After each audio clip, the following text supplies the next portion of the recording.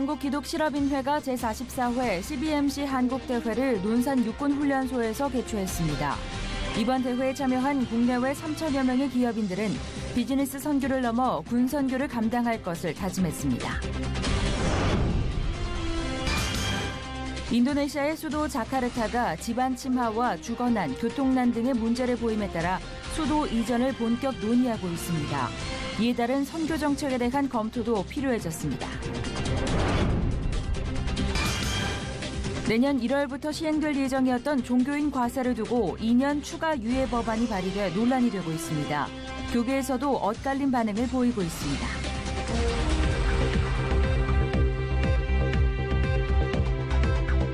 여러분 안녕하십니까? 도광농 목사입니다. 남의 나라 얘기인 줄만 알았던 살충제 계란 파동 사태가 우리나라에도 똑같이 일어나는 걸 보면서 국민들의 한숨은 커져만 갑니다. 매일 식탁에 오르는 계란까지 믿고 먹을 수 없게 된 현실에 대한 책임은 누가 어떻게 져야 하는지 답답하기만 한데요. 이 모두가 기본을 지키지 않은 또 하나의 결과 아니겠습니까? 더 큰 혼란에 빠지지 않도록 하루속히 대책과 지침이 좀 마련돼야겠습니다. 첫 순서로 교계 뉴스부터 전해드립니다. 비즈니스 선교를 위해 기도하는 기업인들의 모임 한국기독실업인회가 위기에 빠진 청년 선교를 위해 나섰습니다. 특별했던 한국대회 현장 김효정 기자가 다녀왔습니다. 현역 장교의 지휘 아래 점호가 시작되자 내무반의 긴장감이 감돕니다. 부대와 제식 훈련이 처음이지만 장병들 못지않게 힘찬 구령을 선보이는 학생들의 모습은 탄식을 자아냅니다. 직장에서의 하나님 나라 완성을 꿈꾸는 CBMC 한국기독실업인회에 2017 한국대회가 열린 장소는 논산 육군훈련소.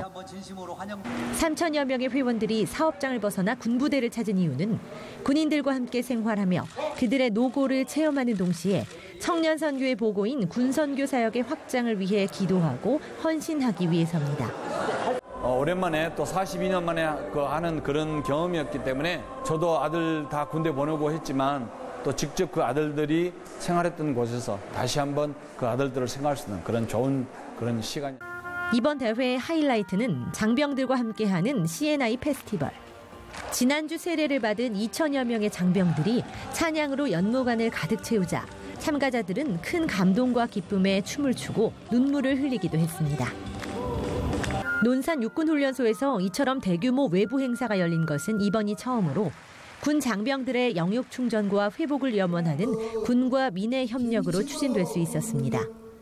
이미 연무대교회 건축을 위해 지금까지 3억여 원이 넘는 금액을 후원해온 한국 CBMC는 대회 기간 모아진 헌금을 기탁하기로 했습니다. 차세대를 세우는 것이 무엇보다도 중요하고 시대적인 소명이라고 생각해서 여기서 세례 받은 걸로 그치지 않고 이들이 돌아가서 교회와 연결시키고 또 선교단체와 연결시키고 그 역할을 우리 CBMC 회원들이 전국에 흩어져 있기 때문에 그걸 계속 감당하려고 이렇게 생각합니다. 한국 CBMC는 이번 대회를 계기로 청년 선교와 비즈니스 현장에서의 사역이 자연스럽게 연결될 수 있는 활동들을 개발하고 지원, 육성해 나갈 것이라고 밝혔습니다. CCNR 뉴스 김효정입니다. 내년 시행 예정이었던 종교인 과세를 2년 더 미루자는 법안이 발의됐습니다. 교계에서는 부실한 법을 보완하고 더욱 철저한 준비 과정을 거쳐 시행해야 한다는 입장이 우세합니다. 김보림 기자입니다. 지난 9일 더불어민주당 김진표 의원 등 여야 28명의 의원들이 종교인 과세 시행을 2년 더 늦추자는 법안을 발의했습니다. 유예 법안 발의의 주요 내용은 준비 부족으로 인한 마찰을 줄이기 위해 보완을 시행하자는 것입니다. 바른정당 이해운 의원 역시 종교인 과세 유예를 촉구하는 입장문을 발표하며 유예를 반드시 통과시켜야 한다는 입장을 분명히 했습니다. 그러나 다음 날 10일 종교인 과세 유예를 주장했던 3명의 국회의원이 여론에 밀려 해당 법안 발의를 철회했습니다. 이에 대해 한국기독교총연합회와 한국교회연합을 비롯한 교계단체에서는 종교인 과세 유예가 여론에 밀려 처리돼서는 안 되며 충분한 보완이 필요하다는 주장을 제기했습니다. 교회가 교회 역할을 못할 거예요. 이 법이 이제 그런 게 고쳐지지 않고 그대로 시행이 되면은 이런 일들 때문에 정부하고 교회하고 굉장히 큰 마찰이 생길 소지가 다분히 있는 거예요, 그게. 그래서 그런 것들을 잘 미리 좀 정리하고 난 뒤에 그 다음에 시행하자. 시행 5개월을 앞두고 있는 종교인 과세가 적자는 사회적 혼란을 야기할 것이라는 우려의 목소리가 지속적으로 제기되고 있습니다. C채널 뉴스 김보린입니다. 한국교회 교단장 회의가 가칭 한국기독교연합회라는 이름으로 한화돼 모였습니다. 교회가 다시 통합과 일치의 모습으로 나아가고자 하는 노력, 조흥현 기자가 보도합니다. 광복의 기쁨을 누린 다음 날 한국교회가 연합하기 위한 첫 발을 내딛었습니다. 한국교회 교단장 회의와 한국교회연합은 하나님이 서로 하나 되라고 하신 명령에 따라 가칭 한국기독교연합이라는 이름을 걸고 통합 창립총회를 열었습니다. 창립 예배에서 기독교 대한 감리회 전명구 감독회장은 예수님이 보여주신 평화와 하나됨의 리더십으로 한국교회가 먼저 하나 돼야 한다며 한국교회가 힘을 모아야 사회 통합과 남북 통일 등 하나님이 원하시는 수많은 사명과 과제들을 감당할 수 있다고 강조했습니다. 우리가 하나님으로 말미암아 하나님 앞에나 사람들 앞에 떳떳하게 서게 되어지고 또 이념과 사상이 다른 남북과도 통일로 가는 첫걸음이 저는 한국교회 하나됨에 있다고 믿는 것입니다. 한규현 통합추진위원장 고시영 목사는 한기현이 채택한 정관은 한규현 정관을 기반으로 해 교단장 회의가 요청한 사항 등을 넣어 추가 수정한 것으로 작은 교단과 젊은 목회자 등 소외될 수 있는 부분까지 모두 품고 아우를 수 있도록 정관을 작성하였다고 밝혔습니다. 작은 교단을 많이 되는 것입니다. 77 정관의 정신을 살리려고 애를 많이 썼습니다. 고 목사는 오늘 채택한 정관은 임시적인 것으로 12월 한기현의 첫 총회가 있을 때까지 77 정관의 정신을 따라 완벽히 보완해 1차 총회에서도 통과될 수 있도록 하겠다고 덧붙였습니다. 총 46개 교단이 참여한 한기현 창립총회에서 참석자들은 12월 제1회 총회에 더욱 많은 교단이 함께해 한국교회가 다시 힘을 모아 큰 부흥과 회복을 이룰 수 있길 기도하며 다짐했습니다. C채널 뉴스 조홍현입니다. 한국기독교 복음단체 총연합이 시상하는 한국교회 연합과 일치상에 경동교회 박종화 원로 목사가 목회자 부문에, 김진표 더불어민주당 의원이 평신도 부문에 각각 선정됐습니다. 한국칼빈주의연구원장 정성고 목사가 독도가 한국 땅임을 입증하는 서양 고지도 10여 점을 공개했습니다. 정 목사는 이번 고지도 공개가 우리 땅 독도를 지키는데 한국교회 또한 앞장서게 되는 계기가 되길 바란다고 밝혔습니다. 하이패밀리가 주관하는 3호 세미나가 포지셔닝이라는 주제로 오는 28일 개최됩니다. 관계자는 교역자와 평신도 사이에서 자신의 위치를 고민하고 있는 목회자 사모들을 위해 사춘기 부모 교실과 아내 행복 교실 등 다양한 프로그램을 준비 중이라고 밝혔습니다. 한국구세군이 KB국민은행과 함께 KB스타비 공부방 여름 캠프를 개최했습니다. 소외계층 청소년들이 꿈과 희망을 키울 수 있도록 돕고 있는 KB스타비 공부방은 이번 캠프에서 한국 민속촌 전통 문화 체험과 명랑 운동회 등의 다양한 프로그램 등을 진행했습니다.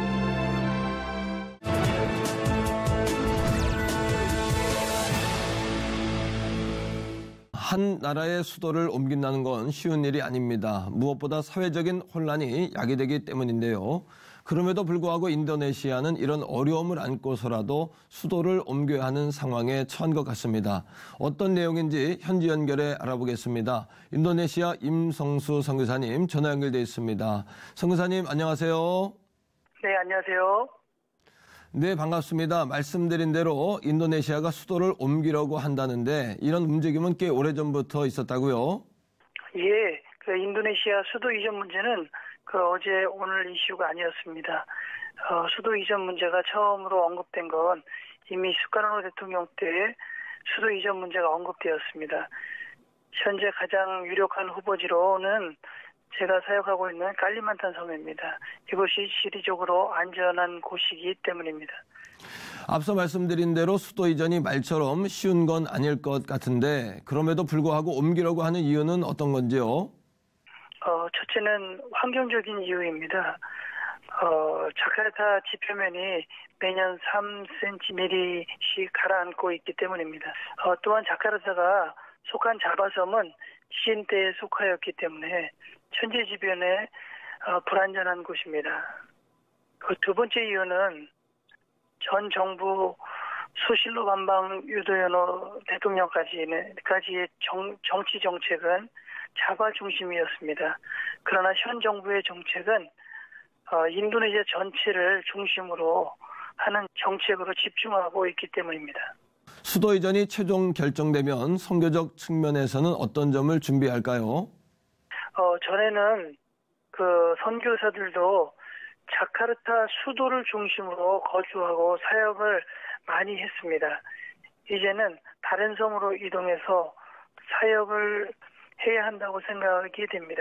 그 이유는 행정수도가 이전된다면 많은 이슬람 정치인들과 관공서들이 이동을 하게 될 겁니다. 많은 이슬람인들이 유입이 된다는 것이죠. 그래서 한국교회도 그 인도네시아의 이런 정치적이고 환경적인 이런 문제들을 위해서 기도해 주셔야 되겠지만 더 큰 것은 이슬람들이 이렇게 새로운 곳으로 그 수도를 이전할 때 또 다른 더 강력한 이슬람들이 많이 들어와서 그 지역을 이슬람화하는 그런 영적인 문제들도 우리는 지켜보고 기도해야 될 것 같습니다. 네, 선교지 현지의 정치사회 문제에도 관심을 갖고 그 변화에 대처하기 위한 준비도 철저히 해야겠습니다. 선교사님, 오늘 말씀 감사합니다. 네, 감사합니다.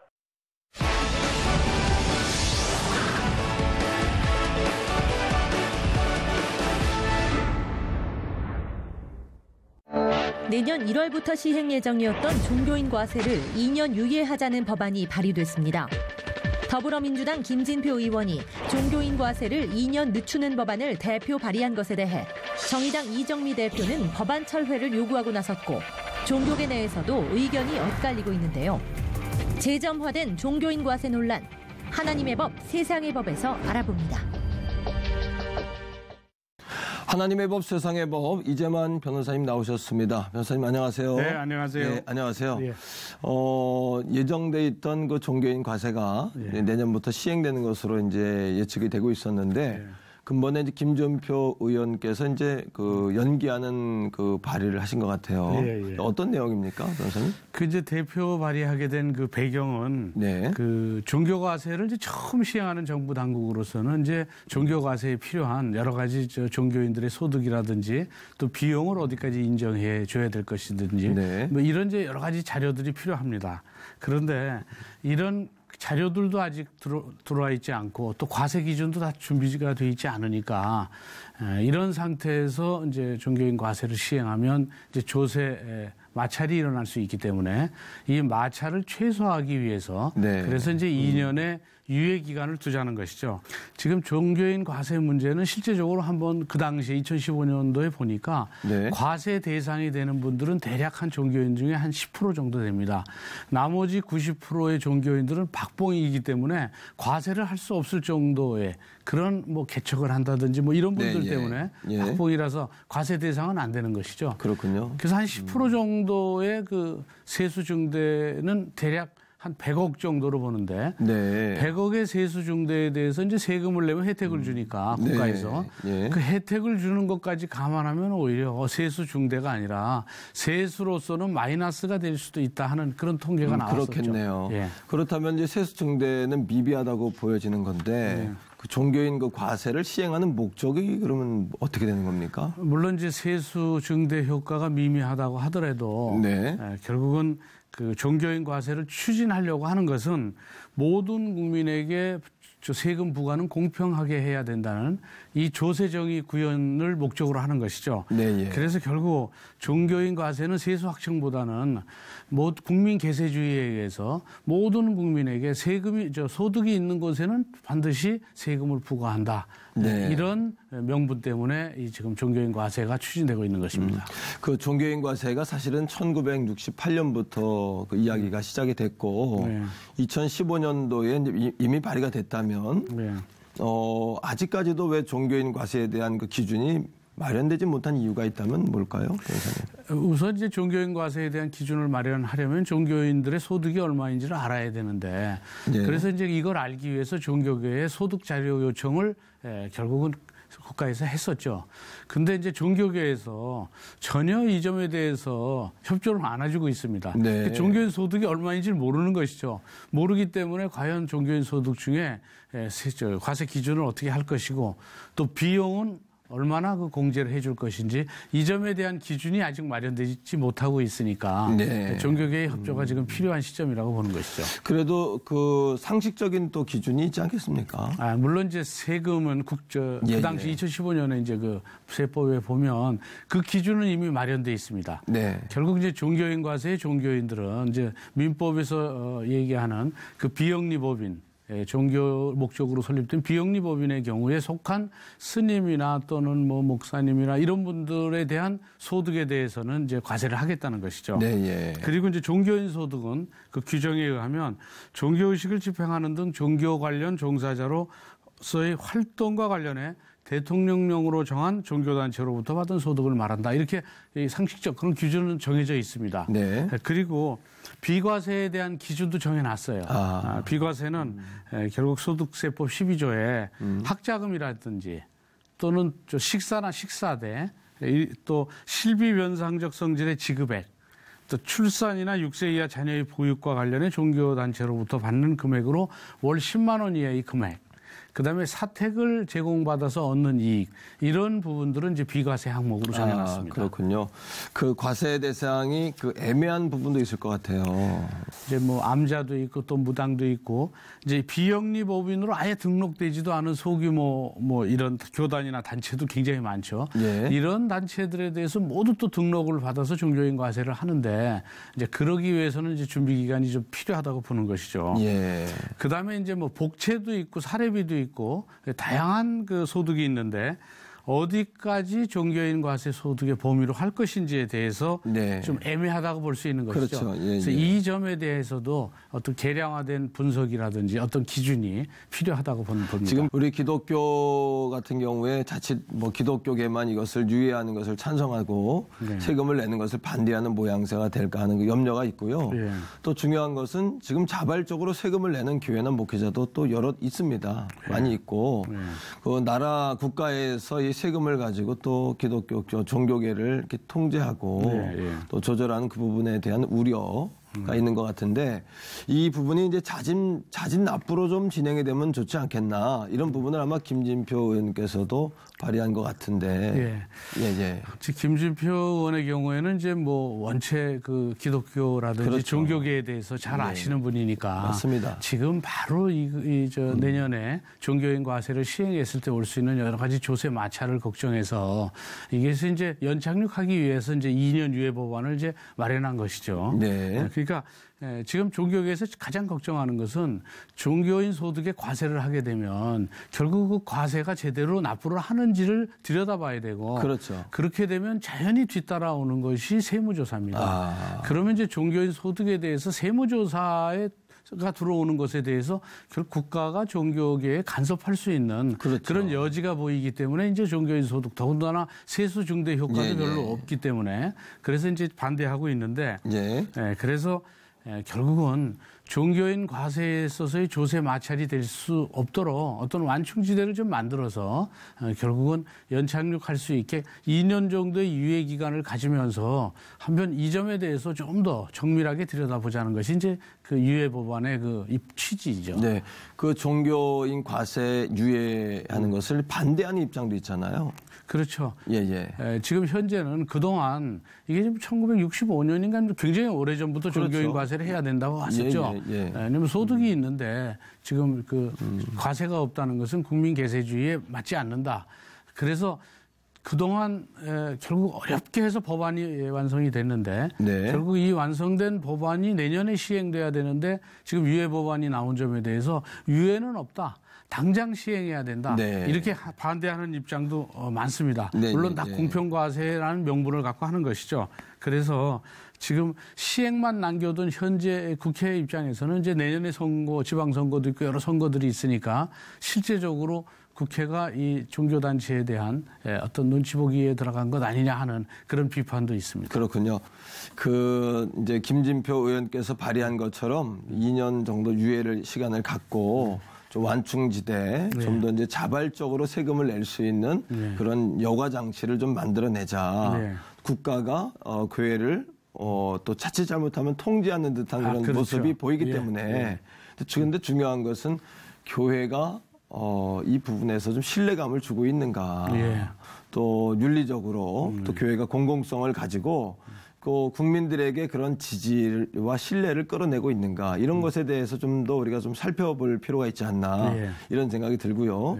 또 예수님께서도 가이사의 것은 가이사에게 또 하나님의 것은 하나님에게 이렇게 하라고 하신 것처럼 우리가 사회 가운데에서 정말 빛된 사명, 소금된 사명을 충분히 감당하고 예. 그들로 하여금 책을 잡히지 않도록 그래서 주의 복음을 그들에게 잘 전달하는 예? 소탐대실이라고 작은 걸 탐하다가 네. 큰 걸 잃어버리는 모양새로 가서는 안 되겠다 이런 생각이 드는데 어떻게 보십니까 이런 부분은요, 변호사님? 그 하나님의 시각 안에서 이제 돈에 대한 개념이 이제 다시 한번 바로 그렇죠. 이제 서야 되겠는데요. 이제 구약 시대 레위 지파의 모습이나 또는 신약 시대 천막 제조업자인 바울의 모습 어느 쪽을 택하든 아주 투명하고 건강한 교회 재정으로 사회의 본이 되는 그런 이제 그리스도인의 모습도 회복하는 때인 것만은 분명한 것 같습니다.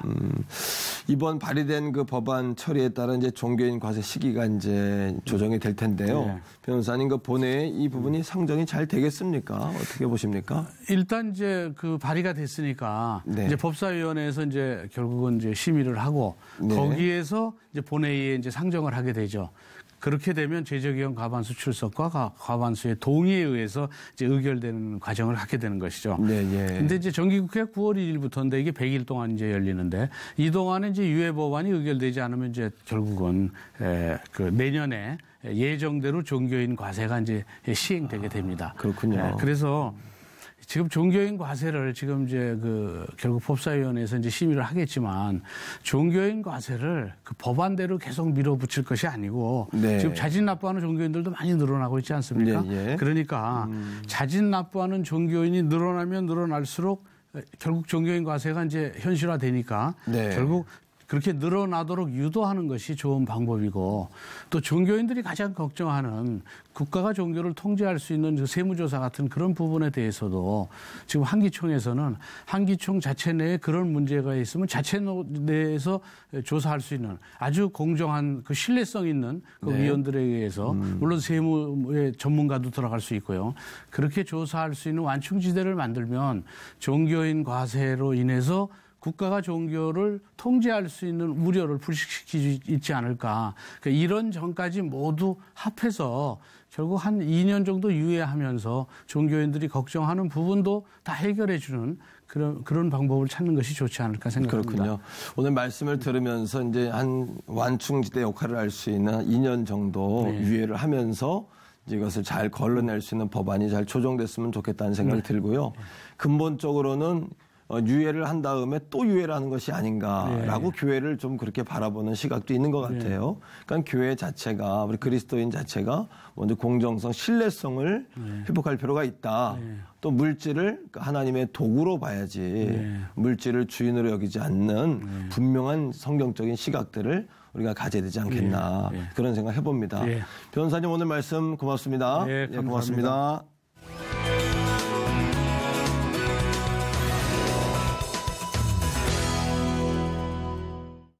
비가 내린 뒤 더위도 한풀 꺾였습니다. 계절의 변화가 느껴지는 것처럼 한반도 상황도 다소 달라진 분위기가 감지됩니다. 부디 현재 한반도의 위기를 걷어내는데 한국이 평화의 전도자 역할을 온전히 감당해낼 수 있길 기도합니다. 시채널 매거진 굿데이는 시청자 여러분과 함께하는 방송입니다. 좋은 의견 있으시면 아래 전화번호와 이메일로 연락 주시고요. 인터넷을 통해서도 방송을 다시 보실 수 있습니다. 오늘 순서는 여기까지입니다. 시청해주신 여러분 고맙습니다.